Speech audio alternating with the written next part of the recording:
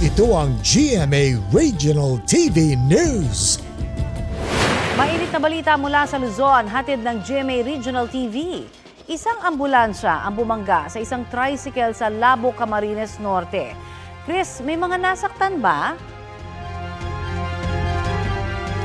Connie, nasawi sa ospital ang mag-inang sakay ng tricycle. Critical naman ang kanilang padre de pamilya na driver dito. Sa kuha ng CCTV kahapon ng tanghali, kita ang tricycle na tuloy-tuloy ang takbo hanggang sa mag-intersection sa bypass road sa Barangay Bulhaw. Biglang sumulpot ang ambulansya at nabangga ang tricycle. Nagtulong-tulong ang mga rescuer, pulis at residente para maitayo ito at mailabas ang mga sakay. Ayon sa mga otoridad, sinundo sa paaralan ng mag-asawang biktima ang anak nilang babae. Maghahatid naman ng pasyente sa ospital ang ambulansya nang maaksidente. Ligtas naman ang mga sakay ng ambulansya.